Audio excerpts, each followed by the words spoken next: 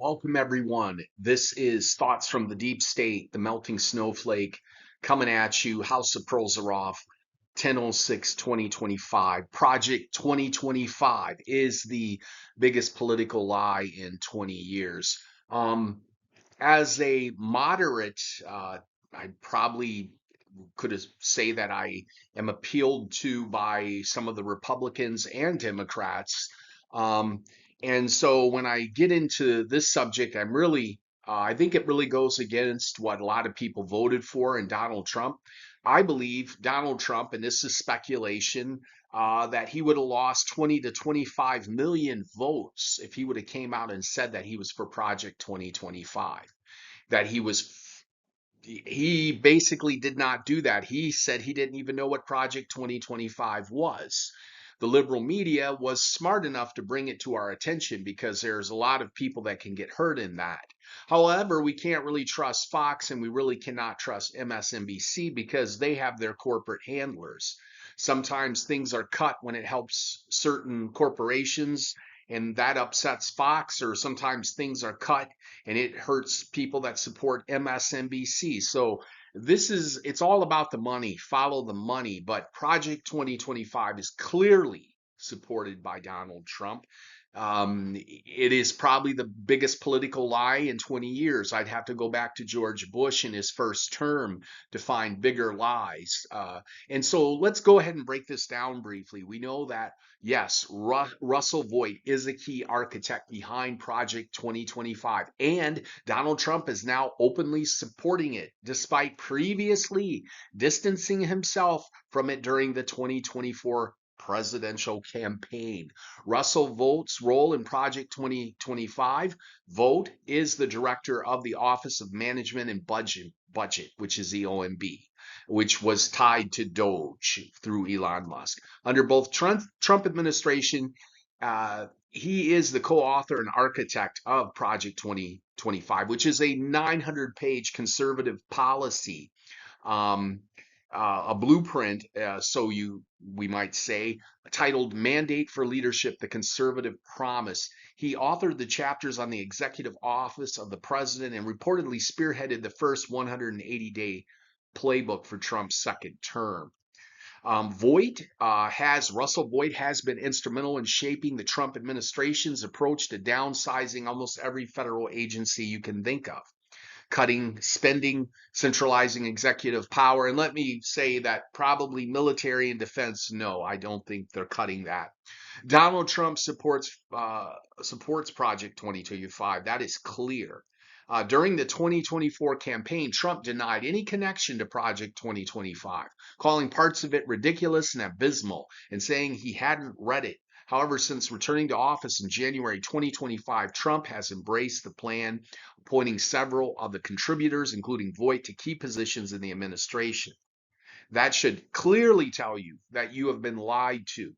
Trump has publicly stated that he is working with Vought to determine which Democrat agency to cut, which Democrat agencies to cut. Well, the very fact that you would call these agencies created by the Republicans and the Democrats Democrat agencies is absurd, in my humble opinion. To cut, which of these will they cut? Aligning with the Project 2025 goals of dismantling the administrative state and reducing the federal workforce. Reports indicate that approximately 48% of Project 2025's objectives have already been implemented by the Trump administration. Get your head around that. 48% of Project 2025's objectives have already been implemented. And are we going on the 10th month of this presidency, the 9th or 10th month, depending on how you count it? What is Project 2025? It's developed by the Heritage Foundation with over 100 conservative organizations. Project 2025 is a comprehensive plan to reshape the federal government under a conservative president.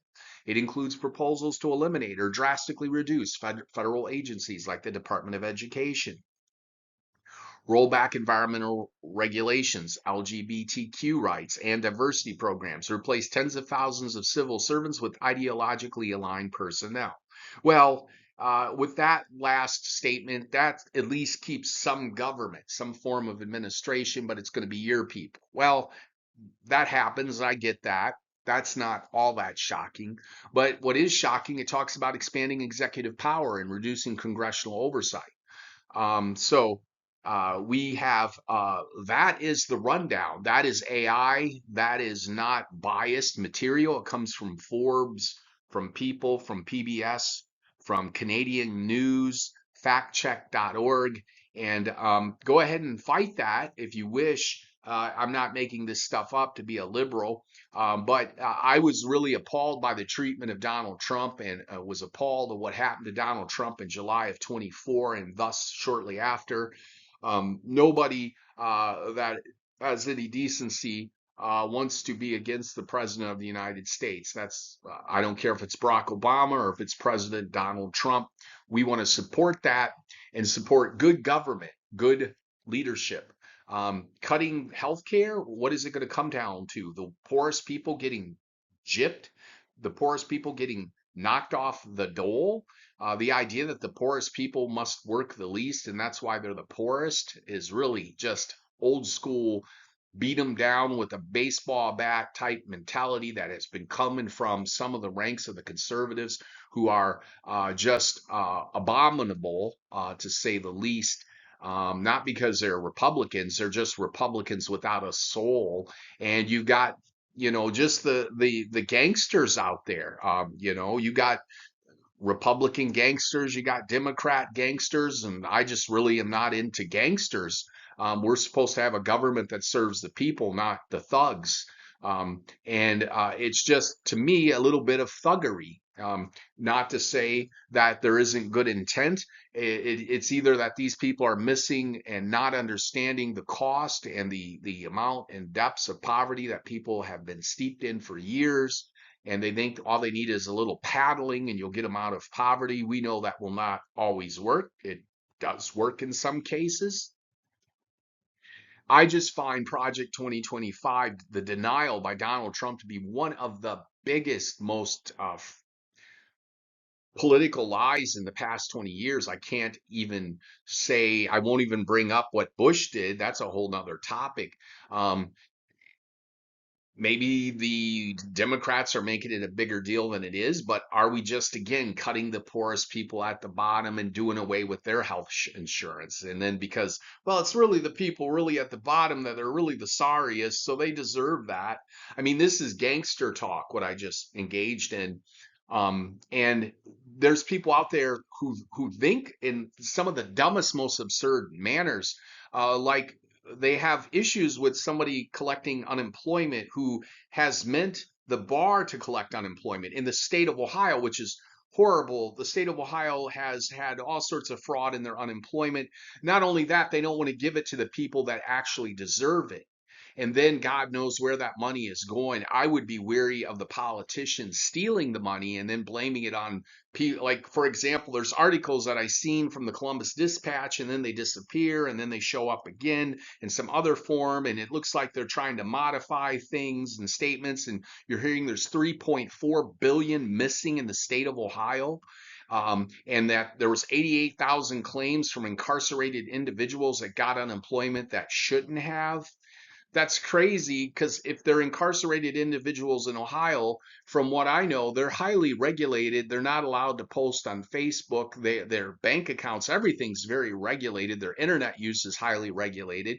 So it makes no sense. It's a shell game, and I don't trust them. I don't trust the state of Ohio. And now I'm getting into not national politics. I'm getting into the state of Ohio, but they have a GOP worse than what Trump represents, in my humble opinion. And I wouldn't recommend moving to the state until they can clean up their act. We have Ohio had many big cities, a lot of prosperity, and it's been replaced by a political class there that's held unaccountable.